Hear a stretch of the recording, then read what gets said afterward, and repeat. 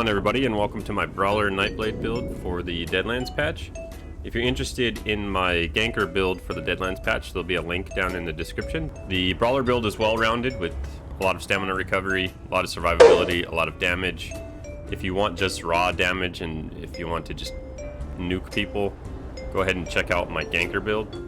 Let's start off by taking a look at the buffed stats. On the front bar, we've got 19k max magic, so plenty of... We're using cloak on this build, so plenty of magic to cloak. The max health is at 28k, which is probably the bare minimum that you want to run on any sort of brawler.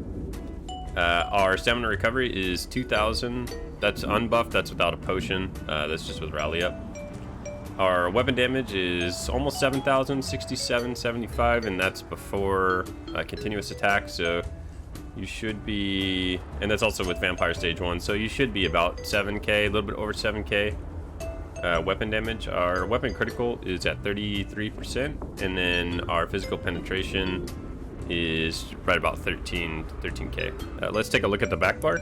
We're not using any attacks on the back bar, so this bar is purely for buffs. The main thing here is we've got almost 28k physical and spell resist on the back bar, which is insane on a Nightblade. That's almost resist cap, so it makes it super tanky on the back bar, and then we've got just a ton of damage on the front bar. So, alright, for the attributes, we've got 5 points into health and 59 points into stamina. For the Mundistone, we're using the Serpent, which gives us stamina recovery, and then you should be a Vampire Stage 2. And for food, we're using Bewitched Sugar Skulls. Race, you want to go with preferably Wood Elf, but Khajiit will work, Orc will work. Wood Elf is just going to be the best because it's going to give us speed, it's going to give us stamina recovery. It just works really well for Brawler Nightblade. Alright, into the gear. We're running a 1-piece Balords. This is heavy Impen. We're running a 5-piece Heartland Conqueror. We've got the chest reinforced, the belt well fitted, the boots well fitted, the pants Impen, and the gloves Impen. And then we're using a 5-piece of Stygian, so we've got Stygian on the arms, Stygian jewelry, and then Stygian greatsword. We're only front barring the Stygian, so it's very important to make sure that when we do come out of stealth, we come out of stealth on the front bar. We're using the Ring of the Wild Hunt. All 3 of the jewelry should be infused. We have 1 with stamina recovery and 2 with weapon damage. This puts us right at 1863 stamina recovery unbuffed. And with rally, we were about 2k, and then with the potion, we're like at 2600 stamina recovery, which is perfect amount. On the back bar, we're using Bow of Critical Riposte. You want to make sure that this is defending. You want to make sure that your front bar trait is sharp, because that's going to be buffed by the Heartland Conqueror.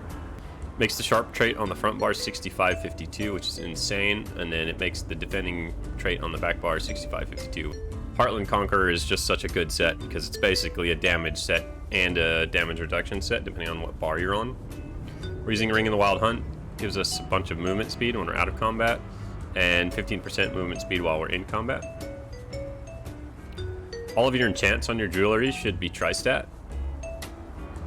This will help get us up to the minimum 28k health threshold, and it will also add a bunch of magic for our cloaks. We've got a weapon and spell damage enchant on the front bar. Back bar, we're using poisons. Another option is you guys can run, instead of a bow on the back bar, you can run a Vedastrand's 2-hander on the back bar, and then you can run dual wield on the front bar.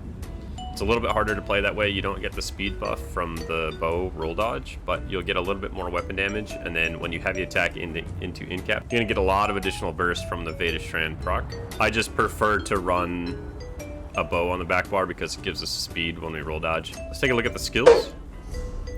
On the front bar, we've got Surprise Attack, Executioner, Rally, Camouflage Hunter, Relentless Focus, and In-Cap Strike. On the back bar, we've got Shadowy Disguise, Shadow Image, Resolving Vigor, Shuffle, Leeching Strikes, and Temporal Guard. For the champion points, Green Tree matters on Nightblade, so I'm going to go over these. We've got Gifted Rider, War Mount, Sustaining Shadows. This one's important, reduces the cost of sneak by 1% per stage. Steed's Blessing. For the blue tree, Untamed Aggression, Deadly Aim, Fighting Finesse, Master at Arms.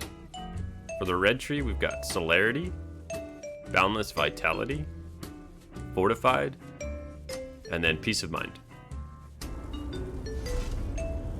Alright, now I'm going to quickly show you how to play the build. Make sure your rally's up, your Relentless Focus, your Leeching Strikes, and your Shuffle.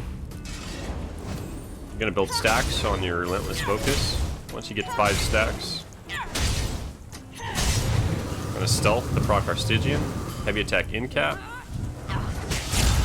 Light Attack Specfo, Light Attack Surprise Attack, and then, if they're not dead, Light Attack Executioner. If you have a question, please let me know down in the comment section. I do reply to all comments, so if you do have a question, it will get answered. I hope you guys enjoyed the build, and we'll see you in the next video.